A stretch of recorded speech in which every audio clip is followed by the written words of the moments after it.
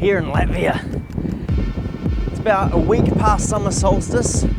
The sun is shining, it's absolutely beautiful. Not usually what you'd expect of the place, but I'm expecting some excellent produce because right over this little canal here, we've got 1, 2, 3, 4, and then a little bit of outdoor market. All of those are markets. Biggest in Europe apparently, right? Yeah, I've got confirmation from my Latvian associate here, UNESCO. A little bit camera shy, but that's all right. So we're gonna pop over to the markets, gonna do a quick lap, see what's on offer, and then make some decisions. Not really sure what Latvian food's completely about, but I know that sour cream is involved. But I suspect there's a lot more to it than that. Okay. So what is that? What is that? Lasha? So it's salmon tummies. Oh, really? So what we just saw there was salmon tummies, right? Lasha, what was the other word? Lasha verdile. Also got a Asian spice section and just fish for miles and miles and miles. Oh God. And the interesting thing about this place is that unlike a lot of fish markets that really smell like very fishy, this has got an incredibly smoky sort of smoky disposition to it. There's a lot of smoking going on here and it just permeates through there. It smells absolutely delicious. My mouth is watering like crazy. Hello. Aviena carpa. Duzu? Paldies. 3 cents. My pronunciation leaves a lot to be desired. Paldies.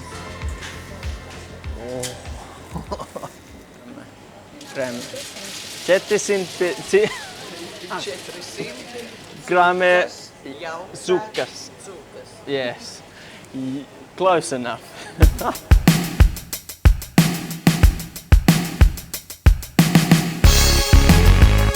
This is the dairy section. I think we're in building number 3. We've just passed through the meat and spice section, which is actually the smallest part. The biggest so far has been the fish, but I'm still waiting to see what's on the outside. Look at all this cheese. Just goes on and on and on.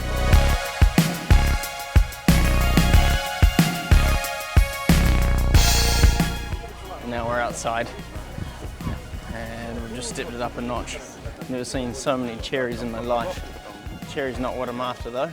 There's got to be some other berries around here that I can use for something. It's slowly coming together. Paldies. Paldies. Paldies. Paldies. Paldies. I've been thinking long and hard, and I'm gonna go for a loaded Latvian toast. I've written this down. I'm gonna go for some of the smoked fish, and I have some dill with that and some sour cream, salt, pepper, and then the wild card, strawberries. That's gonna be slightly strange, but should be good. And then the lotsini, I'm not sure if I'm saying that right yet, and with a bit of Latvian bread, right? And then that's just the entree. Then the main, we're gonna go for a pate-infused pork meatball with lotsini, pork mince, pate, garlic, onion, salt, pepper. I was thinking about some like Latvian sort of preserves or some like jam to go with it. I feel like that's sort of like a Baltic-y thing to do. And then I'm gonna get those yellowy mushrooms. I'm gonna make those into a sauce, and that's gonna go around the outside. It better be a short walk home. This is getting quite heavy.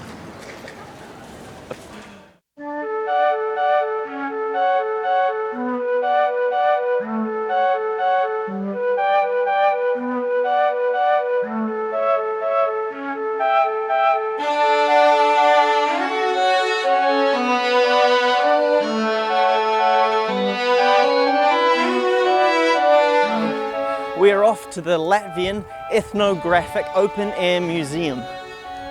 So a few of these buildings have been relocated from all over Latvia to showcase what traditional Latvian living is like. It's quite interesting. We'll have to see what it looks like.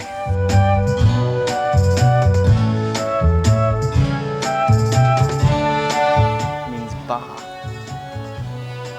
Am I guessing that means souvenir? Yeah. Hell yeah, I can speak Latvian.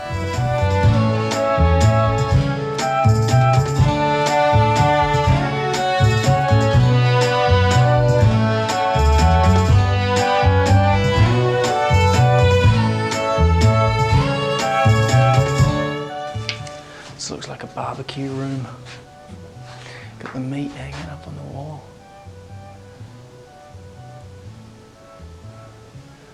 Gotta say, the luxuries we have. I don't know if I could do this. Even that's fake meat, it looks bloody delicious. You got the chimney through the top there.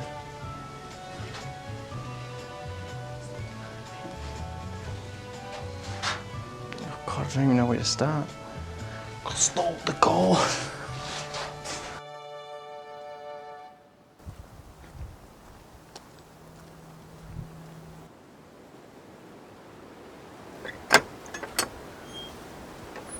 A long way in a short space of time.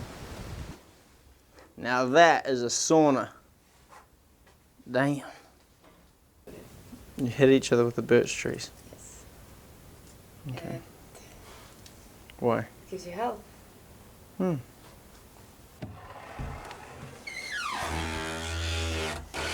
Ooh.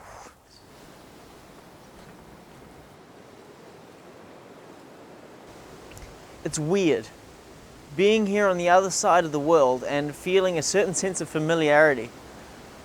I'd kind of assessed this place to be, in Latvia in general, a place of Latvian ingenuity. And just in the same way that New Zealanders say that we've got Kiwi ingenuity, but we do ours with number 8 wire, these guys just seem to do it with birch and reed, whatever they can get their hands on. And it's absolutely fascinating to see. And it permeates through everything. Through buildings, to food, to lifestyle. It's just very pragmatic.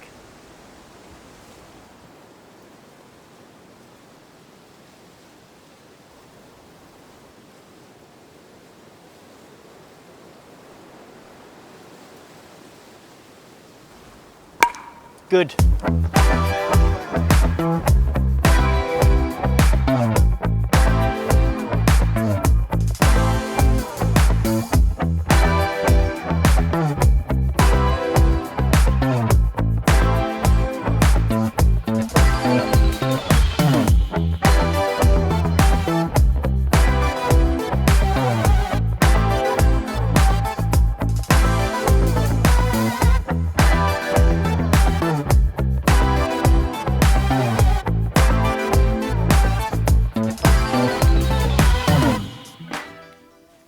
So this is the apartment. We've got exposed brick, we've got exposed beam, we've got well-placed furniture, we've got beautiful lighting. It's pretty much a one-shot wonder. And that, well, that leads to the kitchen. I'll show you around. So this is our cook surface. We've got 4 hobs in a slightly strange arrangement. We've got a nice powerful range. All the hobs seem to work, but I'm not sure if we've got any sort of like ones that go with like a runaway heat, which I know is a thing with electric hobs. We've also got the chopping board there. I've got another one over there with a big old fish on it. But beautifully, in the cutlery drawer, which is fairly well stocked, we've got this nice sharp knife. It's good enough for my purposes, that's for sure. So looking forward to using that. And then last thing we've got to check is just make sure we've got a good amount of pots and pans. But at a first glance, I'd say, yeah, we're pretty sorted.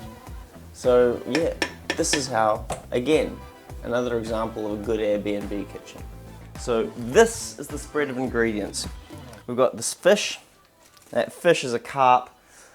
I've never had carp before, so what I'm going to be doing is shredding that up, and I'm going to be mixing that through with some dill, which is a Latvian staple, and that's going to be mixed in with the sour cream here. Now the cool thing about the sour cream is that they asked me, how fatty do I want it? I've never had that question before, so I asked naturally for the most fatty. And then with it, I'm going to have an accompaniment of a little bit of parsley here, but it's all going to go on this beautiful, beautiful bread. Plated up nicely, and that should be delicious. But the finishing touch is going to be these strawberries. Now these strawberries are fascinating because they are exceptionally sweet.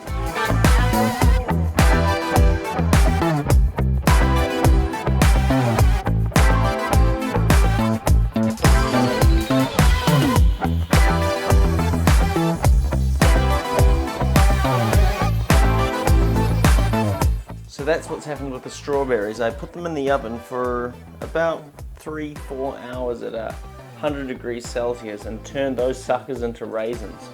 So yeah, strawberry raisins. I've never had those before, but they're sweet, they're a little bit chewy, and I think they're going to add a nice little, quite subtle now that they're so far reduced, hit.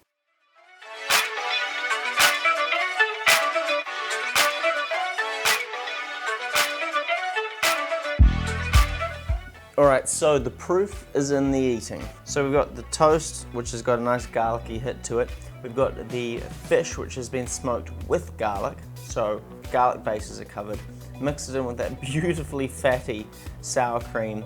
Got some chopped up dill, salt, parsley. Really, really simple. I think just looking at it, maybe some lemon juice may have worked, but we'll give it a go in its current form and see how it goes. All right. No lemon needed. Holy moly. That fish. Okay, that fish is delightfully smoking. It's really, that smoke's worked its way into every single part of that dish. And then you've got just things just decorating it almost. You got the dill, which is a bit different here. It's got that aniseedy flavour, but it's not so strong. It almost makes dill that I'm used to seem a little bit soapy. I'm not sure. But you've got the sweetness coming through from the strawberry, just like another little accent around the smoke. And you've got the fattiness that sort of just smooths and blends everything together, another version of that sort of flavour shading. Yeah, that's delicious. So, I'm surprised. I'm actually surprised. All right, time to get on to the main. Now on to the meatballs, which with these two ingredients, we've got the pate, we've got the pork mince, they're going to go together in with a little bit of onion and some dill, as you'd expect. Now that's all going to go on into the one meatball, right? But then on the plate, we're going to have more sour cream, got to have it. And then this stuff. Smiltshesku. I can't say that. Look at it. There's accents up the bloody wazoo there. I've got no idea what that is in terms of a berry, but I did try the juice yesterday and it was sour. God damn, it was sour. So I haven't even opened this yet. It could be very sweet or it could be incredibly tart. What I'm hoping for is a slight balance between the two. I think that'll go really, really well with the meatball though.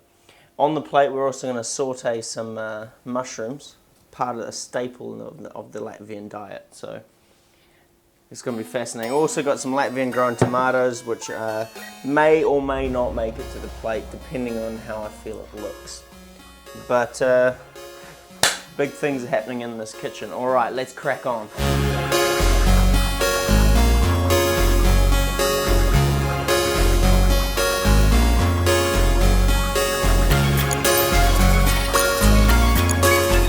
So those are my meatballs. I've got them from small to large because I'm not sure what kind of shrinkage I'm going to get with the pate in there. I know pate's got a lot of fat in it and that might be likely to ooze out. But I've got the oven on at around about 190 to 200 degrees Celsius. I'm hoping to get that nice and caramelized really quickly on the outside, seal in all those juices, and then all going to plan, it should cook slowly through into the middle. So I'll reduce the temperature after the first 15 minutes, I think, and then cook it for another 15 to 20 minutes. And hopefully we don't lose too much juice in the process.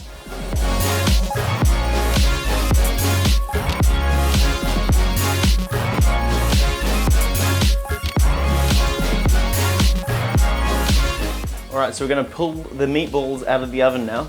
I think I've got a few thoughts already just peeking through the door at them. As you can see, looking at it, the big ones seem to have collapsed under their own weight a bit, but the smaller ones have held together. So I think this chappy here, the happy middleman, is the one that's going to get eaten first. He's held his shape, but he's the bigger of the bigger two. I reckon he's spot on.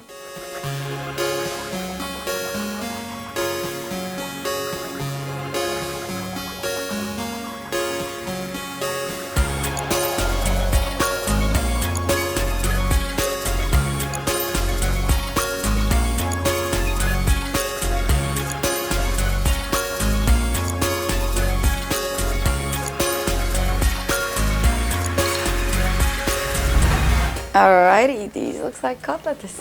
What are cutlets? Cutlets are Latvian meatballs. Oh, right, here we go. Alright.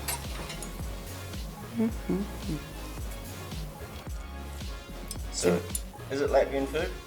It is, to be fair, it's pretty similar like mom makes these. Really? Alright, so that's my sample bite. I'm going to eat that one bite and it should reveal everything about the dish that I've been saying. Let's go for gold.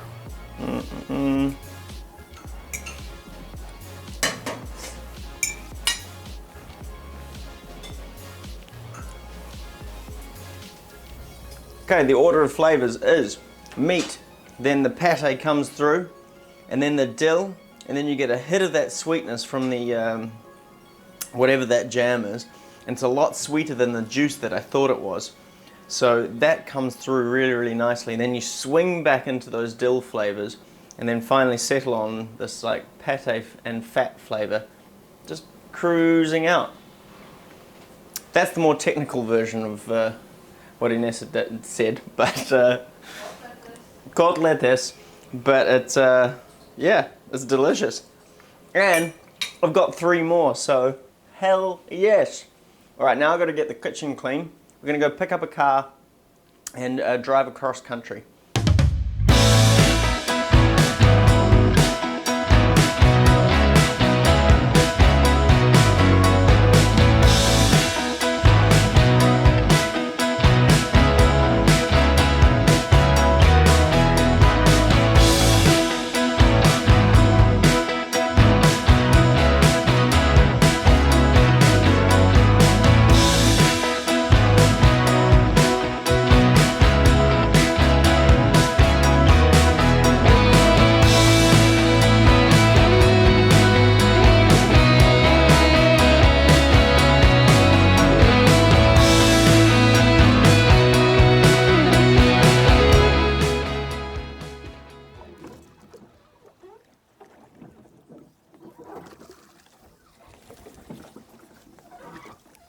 That looks cool.